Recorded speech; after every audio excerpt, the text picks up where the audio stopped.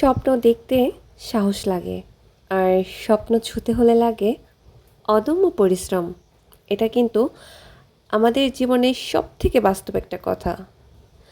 আসসালামু আলাইকুম everyone, this is Farzan Ayesha. Welcome back to my another blog video. আশা করছি যে যেখান থেকে আমার ভিডিওটি দেখছেন সবাই ভালো আছেন। আমিও আলহামদুলিল্লাহ ভালো আছি। সকাল সকাল চলে আসছি আপনাদের মাঝে নতুন একটা ব্লগ ভিডিও নিয়ে।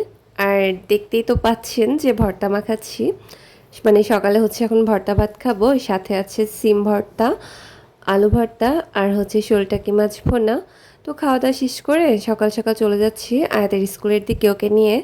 তো তারপর হচ্ছে স্কুল শেষ করে বাসায় আসি, আর আমার কিছু প্রিয় মানুষদের কিছু উপহার দিব, সেগুলোই হচ্ছে গুছিয়ে গুছিয়ে রাখছিলাম। এর সাথে একটু পরে আরও জিনিস অ্যাড করব, এখন আলাদা করে রাখছি। তো তারপর হচ্ছে চলে যায় একটু বাসার পেছনে, আমাদের নিজেদেরই জায়গা। আর তাল গাছে তাল হয়েছে, যেহেতু এখন তালের সময়, আর তালের এই শ্বাস খেতে আমার ভীষণ ভালো লাগে। মিরাজ হচ্ছে তালগুলো গাছ থেকে পেরেছিল, আর ওই কেটে দিচ্ছিল, সিয়ামও কেটে দিয়েছে অনেকগুলো। তো তারপর হচ্ছে দুপুরে রান্নার আয়োজন করি। বাসায় হচ্ছে আজকে অতিথি আসবে, এজন্যই হচ্ছে আয়োজন করছিলাম। আর এটা ছিল হচ্ছে হাঁসের মাংস।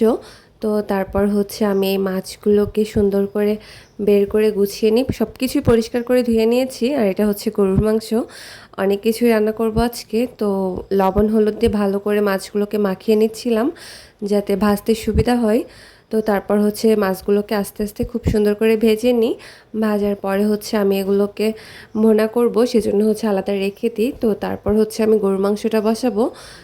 আর গরুর মাংস অবশ্যই আমি আজকে কড়াইতে রান্না করতে চেয়েছিলাম, কিন্তু তারপরেও হচ্ছে না সময়ের জন্য, তাই প্রেশার কুকারে দিয়ে দিই। আর তার ফাঁকে ফাঁকে হচ্ছে আমি নুডলস, বাকি অনেক কিছুই রান্না করেছিলাম, সব কিছু ভিডিওতে আসেনি, মানে ওঠাতে সময় ছিল না। তো তারপর হচ্ছে আমি ডিমগুলোকে এখন আগে ভেজে নিব, তারপর হচ্ছে ভুনাটা করব। আর ডিম ভাজতে গেলে যে তেল ছিটকে আসে না, আমার এটা খুব ভয় লাগে। তো দুপুরে খাওয়া দাওয়া শেষ করে বিকাল হয়, আর বিকালে হচ্ছে আমরা একটু বাসার বাইরে যাই, নড়াইলের দিকে যাই।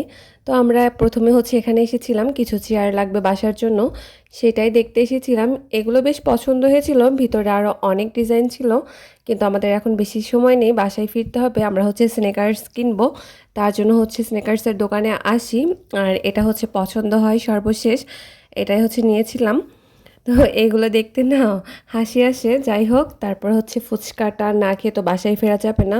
ফুচকা আমার ভীষণ প্রিয়, আমি ফুচকার উপরে দুর্বল বললেই চলে, আমার দেখলেই জিভে পানি আসার মতো এমন। তারপর হচ্ছে সন্ধ্যা হয়ে যায়, বাসায় ফিরতে হবে। বাসায় ফিরে আর কি খাবো জানি না, এখান থেকেই তো পেট ভরে যাচ্ছে।